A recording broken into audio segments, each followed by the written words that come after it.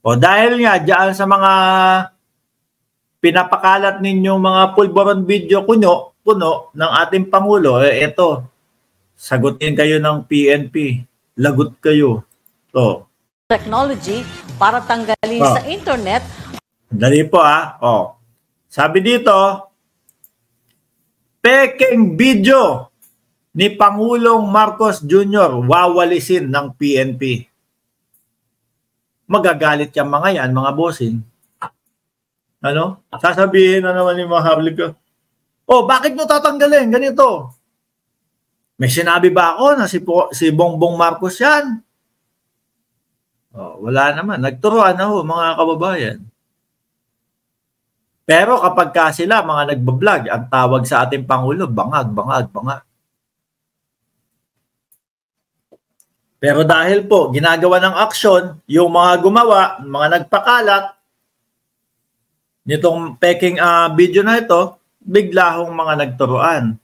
So, tatanggalin sa internet ng PNP yung pulburon video kuno na sila lang yung naniniwala. Kapit bisig ngayon ang PNP Anti-Cybercrime Group sa Department of Information and Communications Technology para tanggalin sa internet ang kumakalat na peking video ni Pangulong Bongbong Marcos.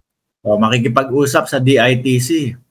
Paano kaya yun? Naniniwala ako matatanggal yan Mawawala yan. Pero syempre, magngangangal-ngal na naman yung mga DDS nito. Mag-iiyakan na naman mga kababayan. Yung mga OTAP supporters na ito. Bakit tatanggalin? Guilty kayo, ganito, ganyan. Bakit hindi na lang hayaan? Malisyoso yung inyong mga ginawa. Di ba? Malisyoso yung inyong mga ginawa. Tapos, takot naman kayong akuin. Wala naman din. Nagtuturoan naman din kayo. Matapang lang. Labas, sige. Pagsablay, wala na, turuan na. Pero ako mga kababayan, talaga si Roque ang si Roque talaga, no? Si Roque talaga ang panimula mga kababayan. Tuloy natin. Tapos na gumagamit umano ito ng iligal na droga. Kaya nanawagan si PNP spokesperson Police Colonel Eugene Fajardo sa publiko na huwag nang i-share. Ayan mga kababayan. Di ba? Sabi ni Maharlika, tingnan mo, wala bang budget ang gobyerno sa typewriting inilabas? Paano mo naman ipapakita yan sa computer? Natural, ganyan ang ipapakita para mas ma-explain ng maigi. Di ba? Kanya-kanya silang pulasan mga kababayan. Nung nabuko, wala. Kanya-kanyang talunan ng bakod. Alisan, bahala kayo dyan. Kayo. Di ba? Pero meron akong isang naririnig na mukhang natutukoy nila kung sino yung gumawa mismo nung video na yon. Parang vlogger yung itinuturo, mga kababayan. Ang video dahil napatunayan namang hindi ang Pangulo ang lumabas sa video. Pinatunayan ng National Bureau of Investigation sa pamagitan ng teknolohiya na peke ang naturang video dahil hindi tugma ang hugis ng mata, ilong at tenga ng Pangulo. Tapos sasabihin ni Roque, mga kababayan, tingnan nyo po doon sa, deepware o application lang din. Siguro tumingin doon sa application ng cellphone. Tumingin doon sa application ng cellphone. Ano kaya yung pwede dito na ganyan? Para masabi na totoo ito. Tumingin. Nakita yung deepware. Yun na. Versus dito po sa ginagawa ng ating pamahalaan. Ang ating pamahalaan, tingnan nyo mga kababayan.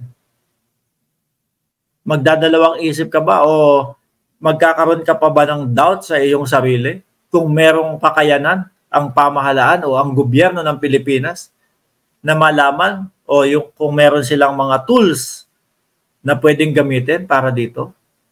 Di ho ba? Minanwal din ho nila yan. Miski ho tayo, mga kababayan, napakasimple lang ho. Unang tingin pa lang natin, wala na. Sablay na. Wala na. Peke na. Ang naniniwala na lang ho dyan, mga kababayan. Yun yung mga OTAP supporters. Oh. Di ba? Yung mga OTAP supporters po, mga bossing. Tuloy natin. Sa lalaking nasa video. Una na rin iginiit ng kampo ni dating Pangulong Rodrigo Duterte na hindi sila ang may pakana ng nagpakalat nito matapos itong ilantad sa isang... Hindi ho talaga ako maniwala dun, mga kababayan, na hindi sila. Sila magkakasama sa maiusog. Sila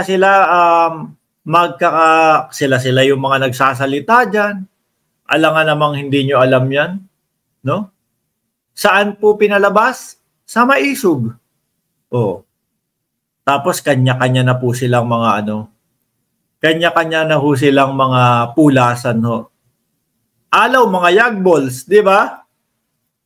Papakalat kayo ng ganyan, tapos hindi kayo. Ano yun?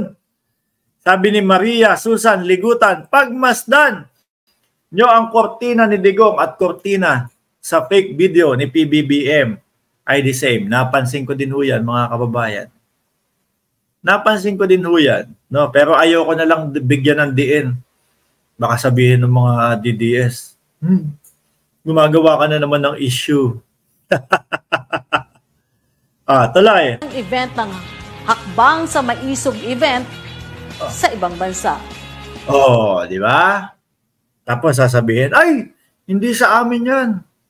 Hindi kami yan. Ano yun? Hindi nyo kasamahan sila Roque. Hindi nyo kasamahan sila Maharlika. Si Maharlika, Duterte ang sinusuportahan yan. Di ba? Mga kababayan, kaya nga po hindi mawala sa isip ng taong bayan. Yung iba, nag-iisip, inuutosan kaya ng dating Pangulo, itong si Maharlika, para gawin itong mga pinagbabablog niya? Di ba, mga kababayan? Kayo talaga dyan.